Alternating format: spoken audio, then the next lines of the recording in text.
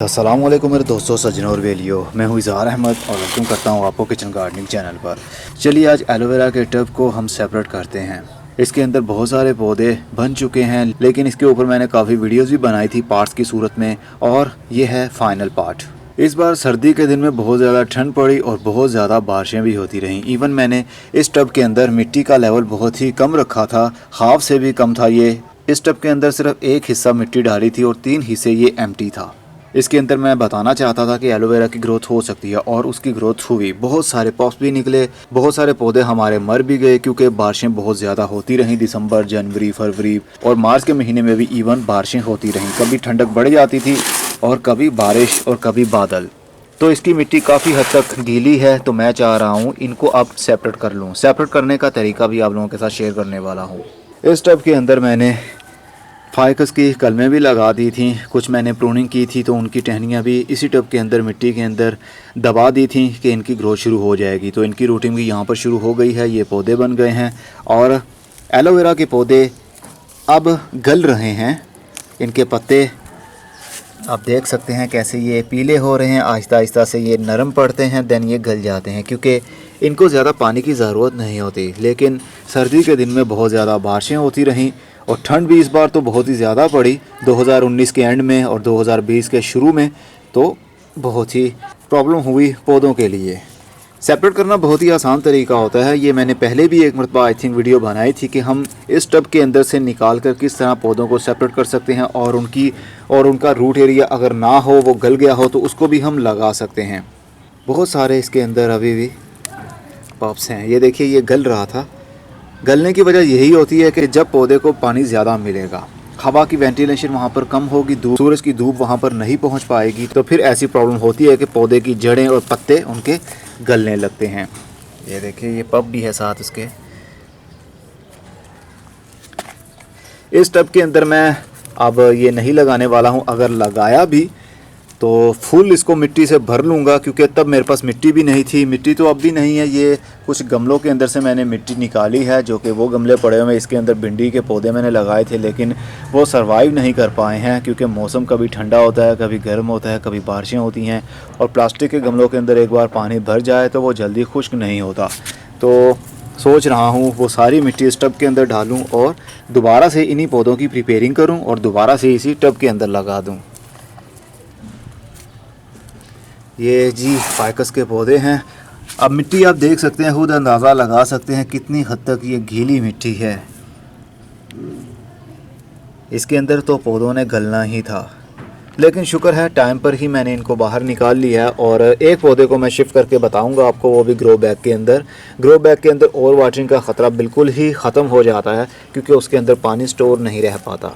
इस मिट्टी की हल्की सी प्रिपेयरिंग करूँगा और इन पौधों को निकाल लूँगा मैं, या इनको भी इसी के अंदर लगा रहने दूं तो भी कोई प्रॉब्लम नहीं चलेगी। चलिए सबसे पहले हम अपने इस ग्रो बैग के अंदर, ये ग्रो बैग है, इसके अंदर मैं एलोवेरा के पौधे को शिफ्ट करना चाह रहा हूं।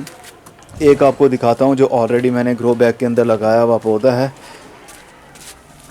वो ये रहा। ये भी बिल्ली की वजह से बहुत ही प्रॉब्लम हो रही है। बिल्ली आती है, यहाँ से गुजरती है और पीछे वाली साइड पर यहाँ पर जाकर बैठ जाती है, तो उसकी वजह से भी पौधे हमारे टूट जाते हैं। ये देखिए, अरे एक और टूट गए। ये देखिए, ये टूट जाते हैं तो यहाँ पर पड़े पड़े फिर ये एंड पॉइंट जो है यहाँ पर ये ब्लैक हो जाता है।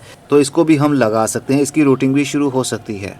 एलोवेरा के स्लाइस को काट कर भी आप उनकी रूटिंग शुरू करवा सकते हैं। लेकिन जो ताज़ा होता है ना, जैसे कि ये है, ऐसे हमने काटा और इसको मिट्टी के अंदर लगा दिया, इसकी रूटिंग शुरू नहीं होगी, ये गल जाएगा जब तक कि उसका एंड पॉइंट, कटिंग पॉइंट जो है वो ड्राई होने के बाद में इस तरह का ना हो जाए। इसको हम हल्का सा मिट्टी के नीचे दबा देंगे। इस एरिया से ही 15 से 20 दिन या 1 महीने के बाद में पत्ता निकलना शुरू होगा। पहले रूट बनेगी, फिर पत्ता निकलना शुरू होगा। जिस तरह ये छोटा सा पौधा है, इसी तरह का पौधा बन जाएगा। लेकिन पत्ते से ग्रो करना काफ़ी टाइम टेकिंग है, इसलिए हम इनको पत्तों से नहीं बल्कि पप से डिवाइड करते हैं। जैसे ये पप्स निकल रहे हैं, इनको निकालते जाएंगे और लगाते जाएंगे, तो ग्रो बैग के अंदर ओवर वाटरिंग का खतरा कम हो जाता है, ना होने के बराबर।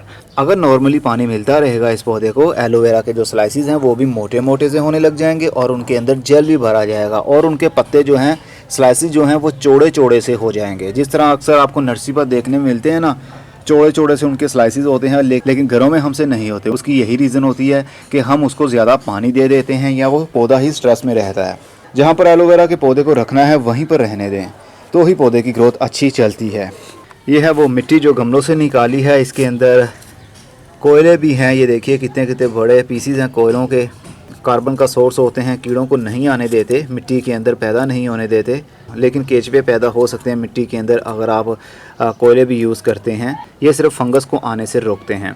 तो इस मिट्टी के अंदर तो काफ़ी कुछ है। जो सर्दी के दिन में हमने कंपोस्ट बनाई थी वो भी इसी के अंदर है, लेकिन 3 हिस्से मिट्टी, 1 हिस्सा गाय का गोबर या फिर कोई सी भी कंपोस्ट आप मिक्स करके पौधों के लिए इस्तेमाल कर सकते हैं। तो मैं इसको ग्रो बैग के अंदर भर लेता हूँ।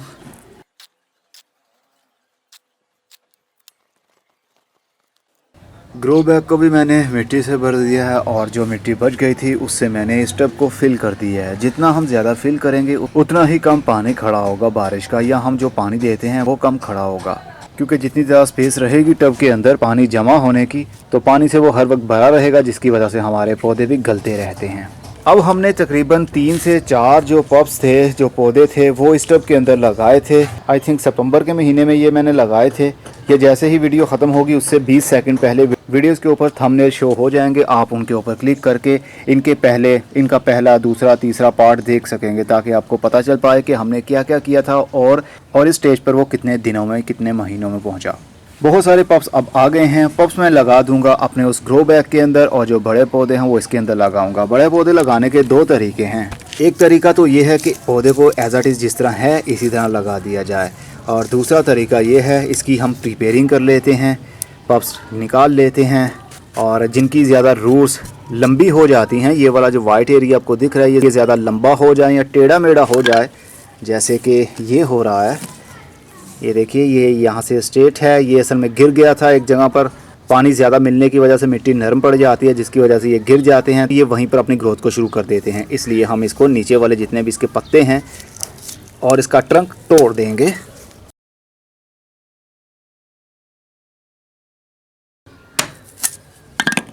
ये भी इस तरह ग्रोथ कर सकता है, इवन कोई भी इसके साथ रूट ना भी हो। एलोवेरा का पौधा बहुत ही हार्डी प्लांट होता है, ये जल्दी मरता नहीं है, लेकिन जो स्लाइसिस ठीक नहीं हैं उनको हम काट देंगे। पौधों का काम करते टाइम आपने बिल्कुल भी डरना नहीं है। अगर आप डर गए कि अगर मैं ये तोड़ दूंगा तो पता नहीं पौधे को क्या होगा, ग्रोथ शुरू होगी या नहीं, अगर डर के कोई काम करेंगे तो वो कामयाबी हासिल नहीं कर पाएंगे आप। डरना नहीं है आपने। अगर आज गलत कर रहे हैं तो कल आपको उस गलती का एहसास हो ही जाएगा कि आपने लास्ट टाइम किस चीज़ की गलती की थी और क्यों आपका पौधा सरवाइव नहीं कर पाया। चलिए, बाकी जो बड़े बड़े से पौधे हैं इनको मैं ऐसे रूट समेत ही लगा दूंगा। जिनकी रूट आपने काट के लगानी हो, जिस तरह मैंने ये काटी है, इसको 1 दिन के लिए ड्राई कर लीजिए, ताकि ये जो कटिंग पॉइंट है ये थोड़ा सा ड्राई हो जाए। अगर ये एरिया गीला ही रहता है और आप गीली मिट्टी के अंदर लगा देंगे, देन पानी भी दे देंगे, तो फिर ये एरिया और भी नरम पड़ जाएगा, गल जाएगा, और उसके बाद आपका पूरे का पूरा पौधा ही गलना शुरू हो जाएगा। मिट्टी को मैंने दबाया नहीं है, अभी भरा ही है, तो इसलिए ये काफ़ी अभी नरम होगी। तो मैं इसको लगा रहा हूँ, लेकिन हम इसको ज़्यादा पानी नहीं देंगे। अब इतना भी आप लगा सकते हैं, घबराइएगा नहीं कि ये गल जाएगा या इसके साथ क्या होगा। बस जो आपको अच्छा लग रहा है वो कर दीजिए। गलेगा ये तभी जब आप इसको पानी देते रहेंगे, हर 3 से 4 दिन के बाद पानी देंगे, या डेली पानी का हल्का सा शावर भी कर देंगे, तब भी ये गल जाएंगे। अगर पानी नहीं देंगे तो ये नहीं गलेंगे। और वैसे भी हल्की हल्की सी मिट्टी गीली है, इसलिए हमें पानी की ज़रूरत ही नहीं है। कम से कम इसको 2 हफ्तों के लिए पानी की ज़रूरत नहीं पड़ेगी, क्योंकि इनके स्लाइसिस के अंदर खुद का काफ़ी सारा पानी हर टाइम मौजूद होता है। ये ओनली पानी ही तो है इसके अंदर, लकड़ी तो बनती ही नहीं है इसके अंदर, इसलिए इनको ज़्यादा पानी की ज़रूरत होती ही नहीं है। एलोवेरा के पौधे को शेडी एरिया में रखें या धूप में रखें, जहाँ पर भी रखना है, फर्स्ट टाइम में जहाँ रखना है वहीं पर रख दें। रोज़ रोज़ इनकी जगह या गमले की जगह चेंज नहीं करनी है आपने, नहीं तो पौधे स्ट्रेस में आ जाते हैं। कभी वो पीले होने लगेंगे, कभी वो सूखने लगेंगे, इस तरह की प्रॉब्लम बनती ही रहेगी। इसलिए जहाँ पर भी रखना है एक बार ही उसको रख दें। चलिए जनाब, बाकी थोड़े से पौधे छोटे छोटे से रह गए हैं, वो ग्रो बैग के अंदर लगाएंगे हम। अब हम इसको थोड़ा सा उठाएँगे और पटकेंगे। ये तो काफ़ी मुश्किल है उठाना। चलिए ऐसे ही कर देता हूँ।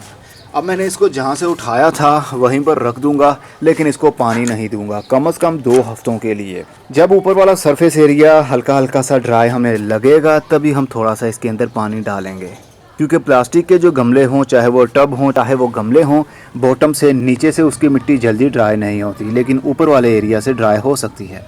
इसलिए ऊपर वाले एरिया में हमें थोड़ा सा ड्राइनेस लगे देन ही हम थोड़ा सा पानी देंगे, लेकिन ज़्यादा नहीं।